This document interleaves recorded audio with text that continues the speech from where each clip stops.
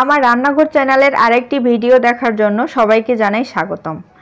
আজকে আমি আপনাদের সাথে নতুন স্বাদে সহজ আর মজার একটি ইফতার রেসিপি শেয়ার করছি। তো রেসিপিটা বানানোর জন্য প্রথমে একটা মিক্সিং বোলে নিয়ে নিলাম 1 কাপ পরিমাণে আটা। এরপর দিয়ে দিচ্ছি স্বাদ মতো লবণ, দিয়ে দিচ্ছি 2 টেবিল চামচ পরিমাণে রান্নার তেল। এখন এই সব উপকরণগুলো হাত দিয়ে খুব ভালো করে মিশিয়ে নিতে হবে।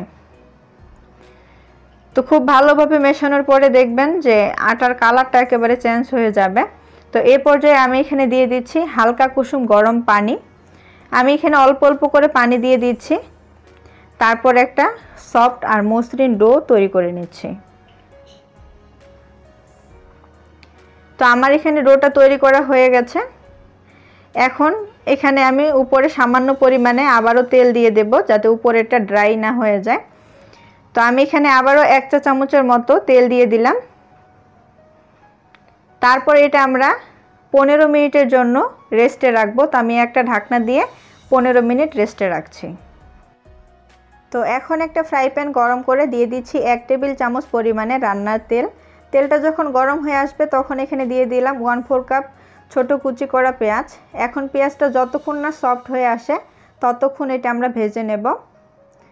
তো যখন পেঁয়াজটা সফট হয়ে আসবে তখন এখানে দিয়ে দিলাম 1/2 কাপ পরিমাণে চিকেন কিমা। কিমাটা দিয়ে দেওয়ার পরে যতক্ষণ না কিমার কালারটা চেঞ্জ হয়ে আসে ততক্ষণ আমরা এটা রান্না করে নেব। এরপর আমি এখানে দিয়ে দিচ্ছি 1 চা চামচ আদা রসুন বাটা, 1 চা চামচ সয়া সস। এখন আদা রসুনের কাঁচা গন্ধটা চলে যাওয়া পর্যন্ত এটা আমাদেরকে মাঝারি আঁচে ভেজে নিতে হবে। এখন আমি এখানে দিয়ে দিচ্ছি 1/2 টেবিল চামচ পরিমাণে কাঁচামরিচ কুচি, 1/4 চা চামচ জিরা গুঁড়া, 1/4 চা চামচ মরিচের গুঁড়া, 1/4 চা চামচ ধনিয়া গুঁড়া, 1/4 চা চামচ হলুদের গুঁড়া। এখন এই মশলাগুলো চিকেনের সাথে খুব ভালো করে ভেজে নিতে হবে। আর এই পর্যায়ে চুলার আঁচটা একেবারে কমিয়ে রাখতে হবে, তা না হলে গুঁড়ো মশলাগুলো পুড়ে যেতে পারে। তো এখন আমি এখানে দিয়ে দিলাম 1/4 কাপ পরিমাণে পানি।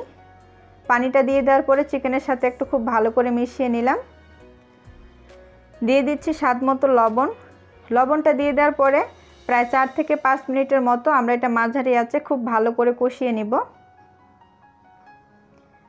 তো এখন আমি এখানে দিয়ে দিচ্ছি 1/4 চা চামচ শাহি গরম মশলার গুঁড়া। গরম মশলাটা দিয়ে দেওয়ার পরে ভালো করে মিশিয়ে আমরা এটা নামিয়ে নিব।